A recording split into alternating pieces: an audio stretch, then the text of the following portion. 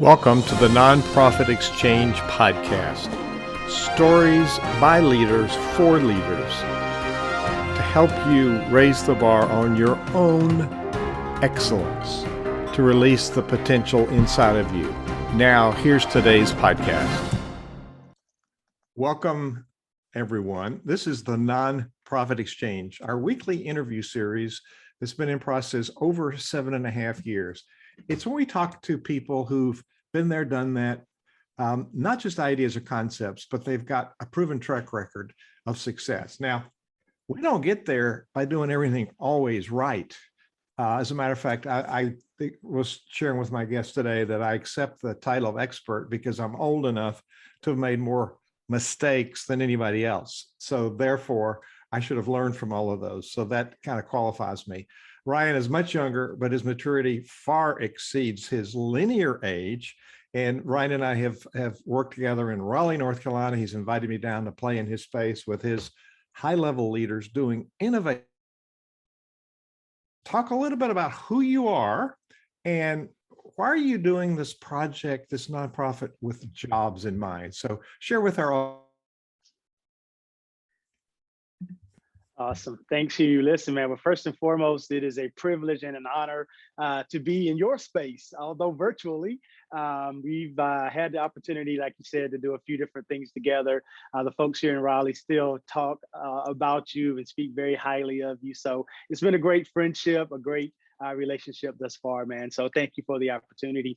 But real quick, my journey, this all kind of began after having a short career in sales and marketing after graduating college. And I got into a near fatal car accident that would move me back home to the big metropolis of Dunn, North Carolina, pretty much starting from scratch. And through a series of events, I would be introduced to a mentor, to someone who helped me to begin to think about life, who would help to reshape my philosophy around life. And that new philosophy was around that success isn't something that you pursue, success is something that you attract by the person that you become. And so in beginning that journey, I began to take my focus off of myself and how can I begin to develop other people? And as I mentioned earlier, that key component of mentoring is a key role that Jobs for Life plays in helping people that have struggled with work, who have barriers to employment. Having that champion or that mentor that can walk alongside of them has proved critical.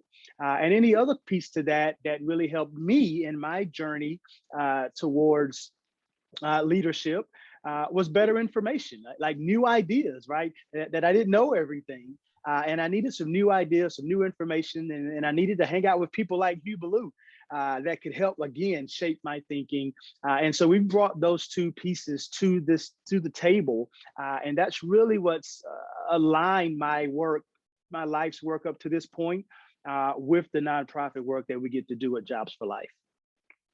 So Jobs for Life, that's a 501c3 in North Carolina. Did you found it or how did this get started? No, sir, I did not found it. We're actually we're in our 25th year anniversary this year. It was founded in 1996. Interesting story by a pastor here locally who needed to have his parking lot paved. And he called one of the local paving companies here. It was Pastor McCoy. He called C.C. Mangum of Mangum Paving Company. And at the time, C.C. Mangum was kind of going through a little bit of a life transition himself and thinking about life and relationships differently. And so when this pastor called him, the president of the company, said, you know what, I'm going to come down and measure your parking lot. And, and through that, they begin to develop a relationship. We talk a lot about relationships. And so in the midst of that, they began to have either coffee or lunch on a weekly basis, and they began to identify through trust and relationship building that they both had a need. The business owner had individuals or had trucks sitting in his business in the parking lot that he couldn't keep drivers in. And so he was losing money. And the pastor said, well, listen, I've got able-bodied men in my church and congregation, and how about we put those people to work? And what they did was they went and got some other people in their communities. The businessman went and got other business leaders in his community, and they started helping people get jobs. But what they found, was that it was rather simple to match make jobs. The challenge was that if people didn't have the skill sets, I call them now essential skills, really understanding their gifts and talents and bringing that dignity and integrity to the workplace, then their ability to sustain a career long term was challenging. And so Jobs for Life was founded on the idea, on the premise that we need to help people get work, but not just get, but keep work long term. And that is through an accumulation of skills. That is a great story. Now, you and I have been together a number of times, and I can't remember who connected us, but somebody introduced us. And I was coming down doing an event for CEO Space, I believe, and you were in attendance. And you already came in with a printout about what I did, and you knew about me. So you invited me to come down and work with a planning team. Yeah. And so that was an energized session. Then we did several things, and we did a live event for the Triangle. Was it Triangle Entrepreneurial Leadership? Yes, sir. Yep. I can remember some things still. And then and then that was an energy session, and you put me on stage with a lot of speakers. And I remember I had this keynote all ready to go, and I listened to the other speakers. So I totally rewrote a new presentation because you put I remember that. put me at the end. And fortunately, I didn't have any slides or anything. Fortunately, there was this huge white wall. And so I just wrote out those 5 pillars and did it. And I was so energized by all the other presenters there that I just couldn't do a canned presentation. I would do something different. What I'm headed to is, you talked about relationships in that little narrative. We recognize that relationship is the key of leadership, key to communication, key to any financial results we're going to get in business or a nonprofit. But you have taken this message so seriously that you referred to the law of attraction. You've attracted people to you because of who you are. And I have found, and then you help CenterVision build and launch and successfully produce one of our 28 live symposiums that we did around the country. And the room was full, and it was energized, and it was just a power pack session. So you and I have a precious relationship, and we see eye to eye on so many things. And, there's never a worry when I'm with you who gets credit, because you give credit to everybody, even though it was your idea. So it's fantastic. You've attracted such high level players. So go back and talk about who you've become and how do you attract, because you're also a major influencer in this Jobs for Life. And talk about how you've become an influencer and how people respond to you, why people respond to you, and then how that impacts the work of Jobs for Life. Sorry, it's a long question. Yeah, no, that's good. I appreciate that. Yes, you're right. I mean, we've absolutely ran some circles and been in some very impactful rooms together. So, it's interesting, man. You begin this journey, and the folks that you wonder how you're going to be in the room with, you just end up in the room with them. And for me, it goes back to, like I said, as that kid who basically had to hit the restart button probably at 27 years old. And it was simple, man. Again, we don't know what we don't know. And so it took a mentor to tell me. He said, Ryan, at that point in my life, I was at a pretty low place. He said, you are who you are and what you are in life because of your programming, because of your thinking, because of what you don't know, because of the information you've yet to acquire. And he said, and if you want to raise your level of value in the marketplace, he said, you've got to increase your knowledge base. You've got to hang out with different people. You've got to position yourself around people who've been where you're trying to go. Those are your teachers. Those are the mentors. Those are, if there, and I don't like to use the word shortcut, but if there is a shortcut, that is it, right? It is aligning with people who've been where you're trying to go. And so, to try to package your question, this whole law of attraction and being a person of influence, it really began to change for me when I took my focus off of Ryan. And Hugh, you played a huge role in this, and the CEO Space family, and just helping me to understand this whole idea of collaboration, service to other people. I don't think you ever send an email, a text, or anything where you don't say, how can I support you, brother? Right. And so I've learned that through being in community, because that's not natural, right? That's not what most people go around saying is, how can I help you? How can I support you? But I've embraced that as a life philosophy, as a way of living. And man, it is so fulfilling. It's so compelling. And I tell you, those are the type of people that people want to be around, right? And so how do you be around people of influence? How do you become a person of influence?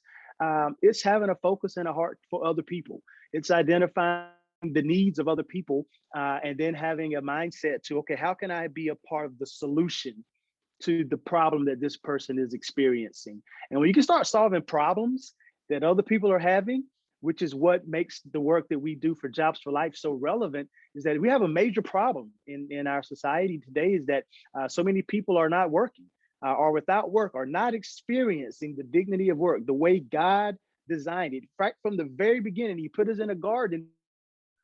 This is for you. And He gave us the gifts and talents to be able to do that. And when we aren't, we're suffering. And so for me to be able to help people not just get to that, but first and foremost, understand that. And when we understand that, then we start to look at work through a different lens, then our approach to it changes as well. So kind of a long answer to a long question, but the culture is a reflection of a leader. As a conductor, what the orchestra sees and the choir sees is what you get.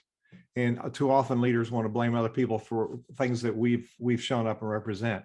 So we are people of faith, and we talk about God's design for our lives and for work. We do have listeners of multiple faiths. We do share the same, they're Abrahamic faiths, the same God as Muslims and Jews and Christians. We do share a lot of things, and certainly some values in common. But what about this work thing? And there's a lot of myths in the culture today about many things.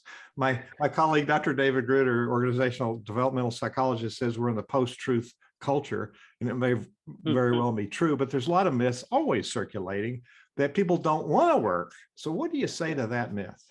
Yeah, I tell you, I don't have the exact report in front of me, but forgive me for not having that. I want to remember it so bad. But there was a report that came out a few years ago, and it says, what does everyone want? And that reports, after interviewing people from all across the country and all across the world, the question was, what does everyone want? And the results came back and shared that at the top of the list of what would you think everyone would want, Hugh? If across the country people are asked, what do you want? Security. Okay. Mm-hmm. What do you think? Great answer. But the number one response was a good job. Yay. Well, that's part of it. Yeah, but that brings that, right? That a good job brings some security. And I say that to say that because that's not accidental, right? It is because it's innate to us. We were created. We were built to work is how we worship our Creator. Work is how we serve our families. Work is how we meet our needs. Work is innate to us as human beings. As I said right from the very beginning, you'll love this, Hugh. Before God gave man woe-man, He gave him work, right? He put him in the garden and said, be fruitful, multiply, and have dominion. Take these gifts and talents. And because God could have, he could have created the tables and the chairs, right? Yeah. But he hid them in the trees, right? He could have created the shovels and all of the things that man makes, but he hid it in the mountains, he hid it in the ore, right? He said, man, you get to co-create. You get to take the gifts and talents that I've given you, use this incredible resource that I've created for you, and go out and create value in the marketplace. And so it's innate to us. It is part of who we are. And so I have to rebut that people don't want to work. I just don't think we understand work. And there are some systems in place that have strategically positioned people to not have to work, right? And now by nature, Hugh, what will we do if we can? We'll take the easy road out, right? But we also know that that's very unfulfilling. But I have to rebut that people don't want to work. I agree. I agree wholeheartedly. There's a satisfaction in 100%. giving. And Yes. we have, and you'll hear from him in a minute, Bob Hopkins is watching here, and he's educated me about philanthropy. And philanthropy is love of humankind. It's where we share time, talent, and money. It's not all about the money. So you are a true philanthropist in how you reach out and engage others in thinking differently and behaving differently. It begins with thinking differently. And you alluded to that when you started this interview about having a mentor and helping you rethink your purpose and your calling. So what's the ultimate goal of this nonprofit that you're at the helm of? Yeah, thanks. Great question. You know, our vision statement is that all, you know, we know vision statements are these great big ideas, right? you're the king of them. Is that all people are flourishing in their work and relationships. Let me unpack that a little bit.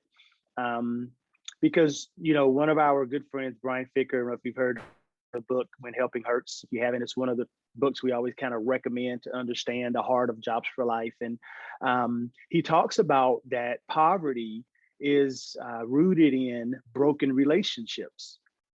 And so when we think about people who are struggling with work, their barriers to employment, being chronically unemployed, whatever some of those challenges may be, to simplify it, the single mom who just gets a job, but the baby gets sick, and she doesn't have auntie to call on.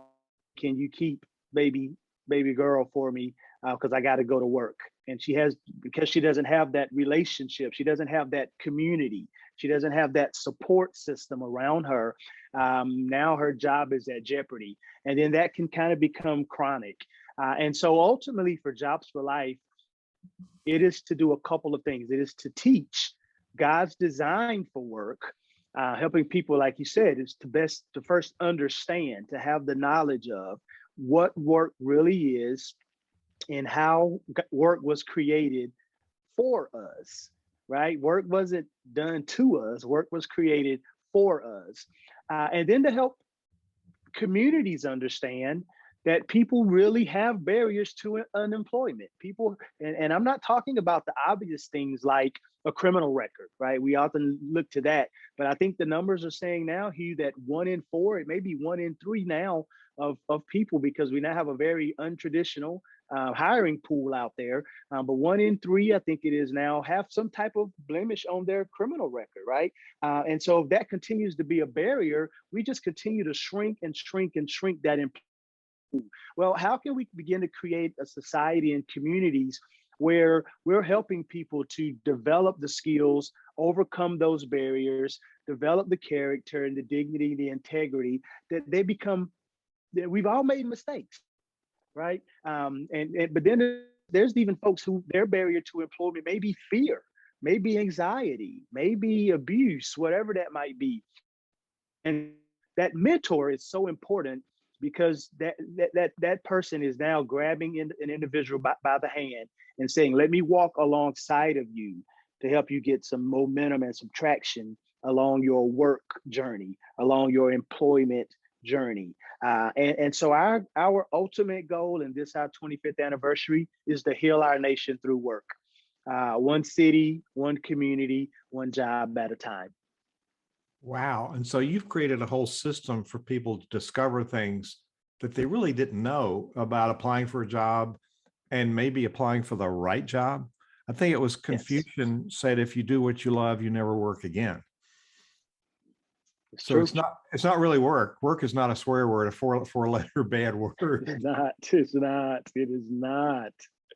It is such a gift. Yeah. So what are some of the missing elements that people, now I live in Lynchburg, Virginia. We have the highest Okay. poverty and the highest percentage poverty in the Commonwealth of Virginia.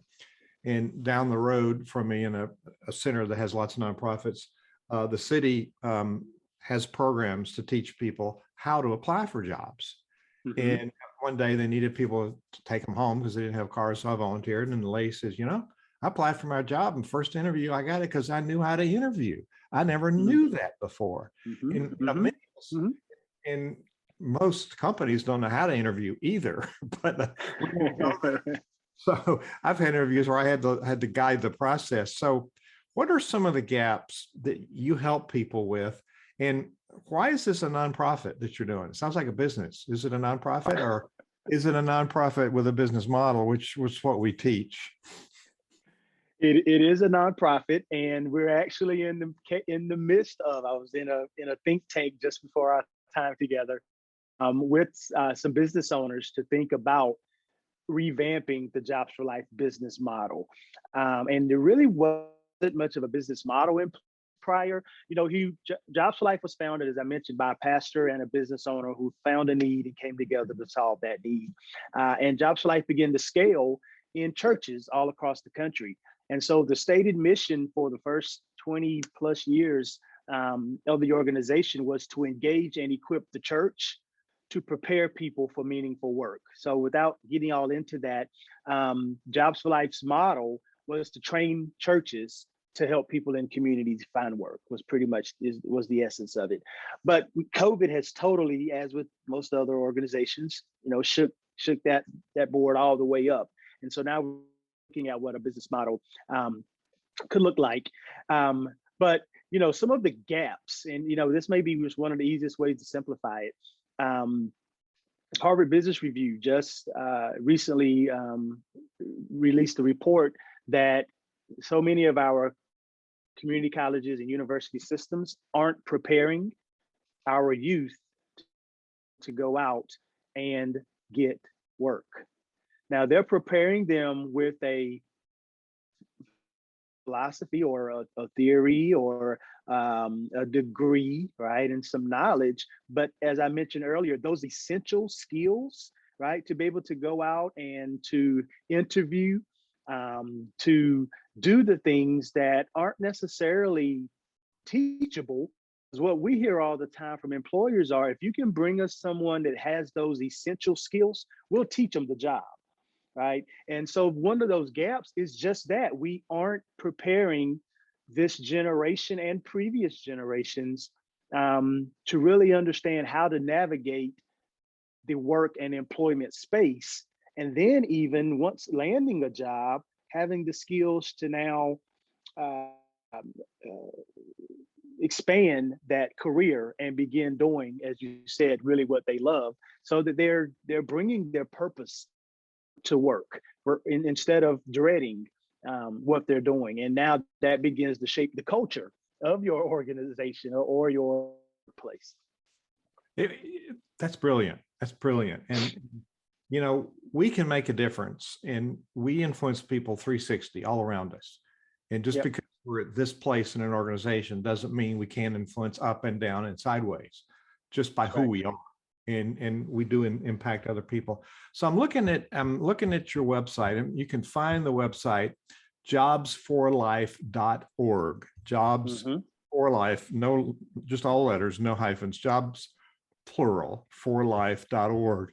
And I look at the website and it says here nearly 3 billion people living in poverty deserve a community to love and support them. 3 billion. It says over 200 million people worldwide are still unemployed and cannot support their families.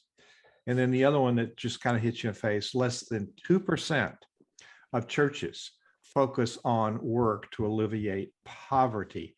So, it's not about giving somebody a fish that's hungry. It's the old adage, teaching them how to fish. Now, Jesus did feed people first before he tried to persuade them on anything else. I mean, you have to really tend to where the pain is before going any further. But those are substantial. So what's the geographic reach of your work? Yeah, great question. So, over the course of the years, Jobs for Life has been able to touch 3 of the 48 states. And at the height of the program, which is probably 2017, 2016 area, up to 9 different countries. There's still 3 or 4 other countries currently, Costa Rica being one that's just continued to be involved, have been using Jobs for Life curriculum. So the reach has been pretty substantial. How many states out of 50? 43, I think 43 of the 50 states now.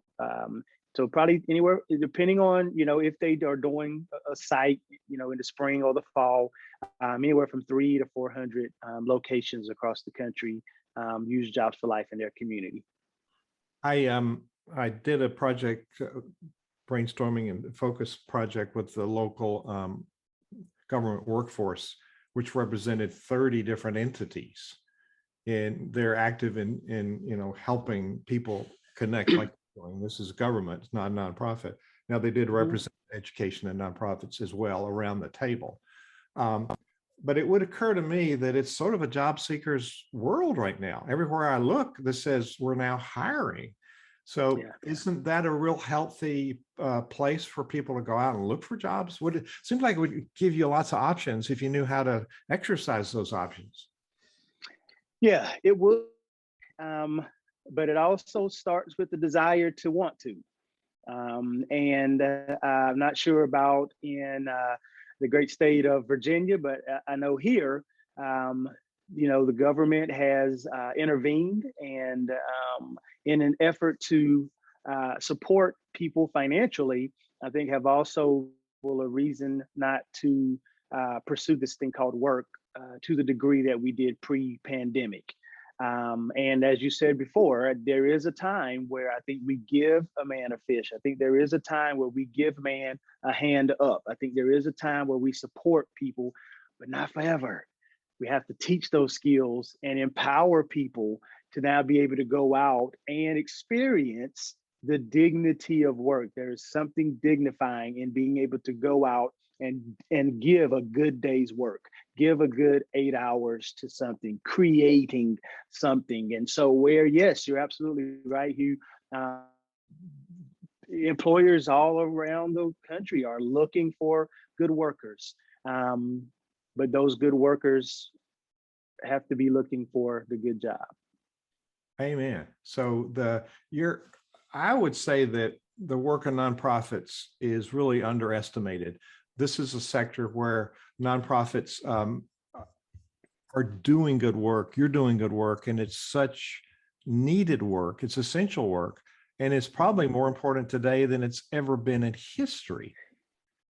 You mentioned it started with a preacher in churches, and I'm looking at the statistic here. Less than 2% of churches are focusing on this kind of empowerment. It would seem to me that this is an important ministry to help people, whether it's a church or synagogue or a mosque, all those kinds of institutions. It would be really front and center work for those.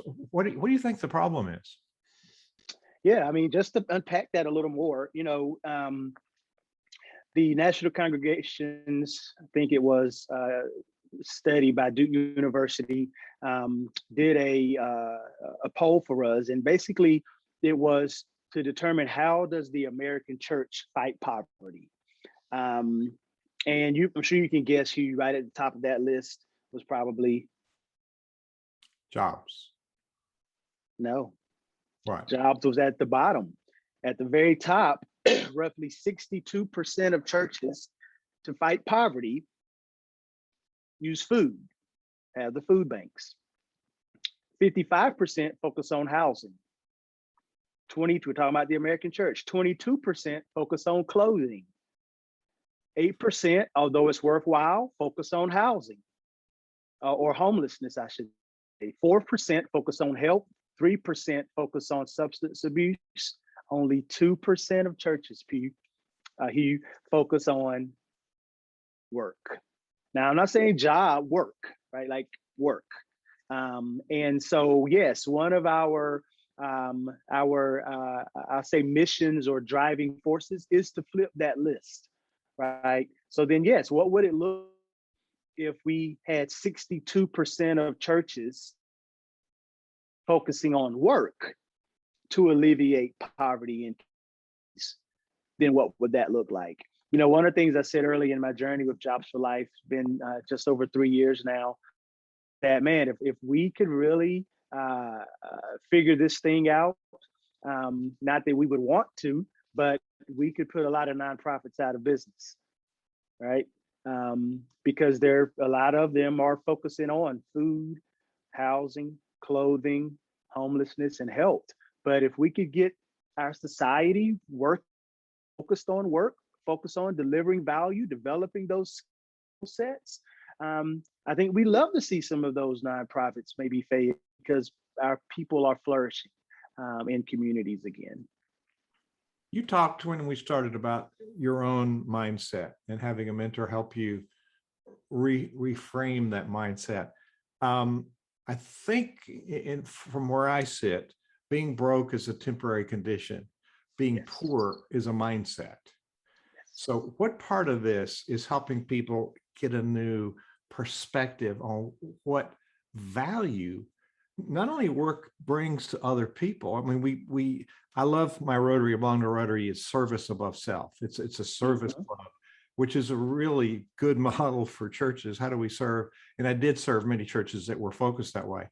But what's the shift that needs to happen here? Yeah, well, you know what I love about what we do at Jobs for Life is first and foremost that mentor component. You know, I use example a lot.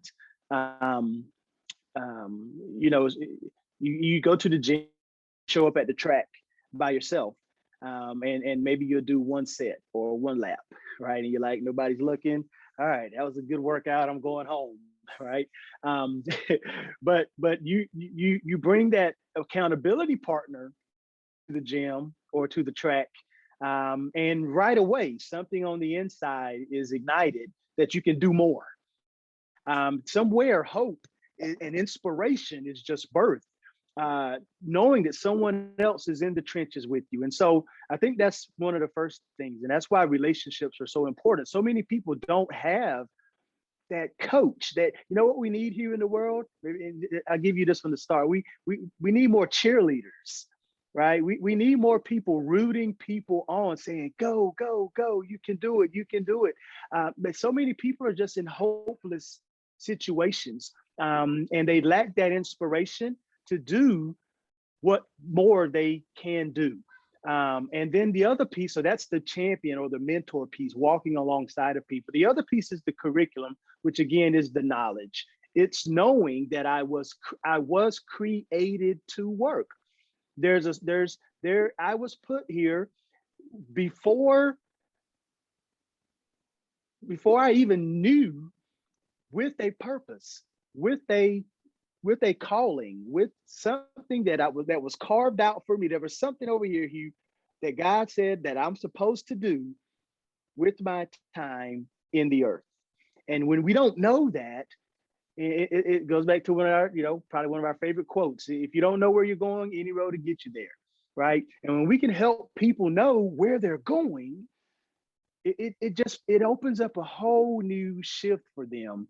And when you can align again that cheerleader with the right information or thinking, as you said earlier, man, wonderful things happen. I still believe in the power of the human will, right? I still believe that we do phenomenal things when they put their, but people have a lot of things that are burying their hope, right? And they need help coming out from under that, out from under those barriers and those challenges. And many people are in a culture where there's naysayers, and the old adage, if you go to work and 3 people tell you in a row that you look bad, you're going to go home sick. And so the external influence that you've created is so powerful. I'm gonna come back and reframe something you said earlier. If you're successful, it puts a lot of other nonprofits out of business, maybe it helps other nonprofits retool for the meaningful work that goes on Absolutely. past, okay, we got a full tummy, now what? So there's a chance for retooling to empowering, further than enabling people to persist in this minimalist scarcity mindset. We've empowered them to think in stronger terms. One part of my life, for 3 years, I taught middle school music. That wasn't exactly my choice, but it was an opportunity. And I learned an awful lot about leadership. But one of the things I did was produce Godspell with 6th graders. Now, people would say to me, that's really hard musical. How did you get them to do it?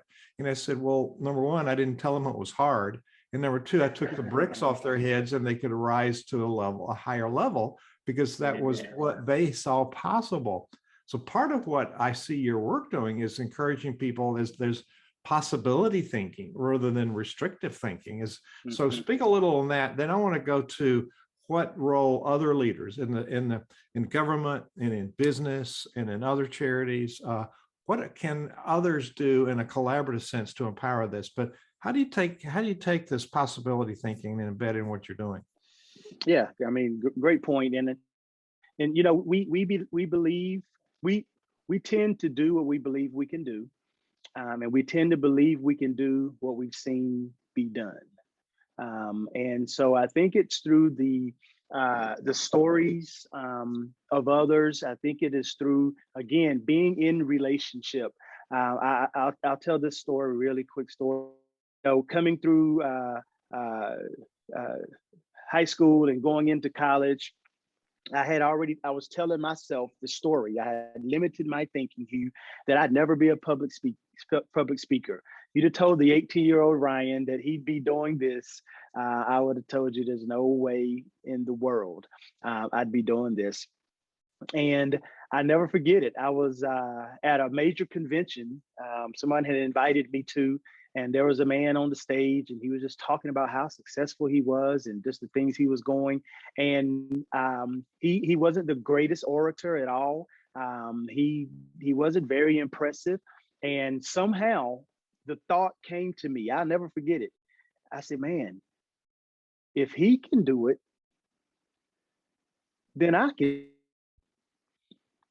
And sometimes it's just being in community and hearing people who may or may not have the same challenges, barriers, self-limiting beliefs that you may have. But when that seed falls in soil at the right time, it's amazing what can grow from that.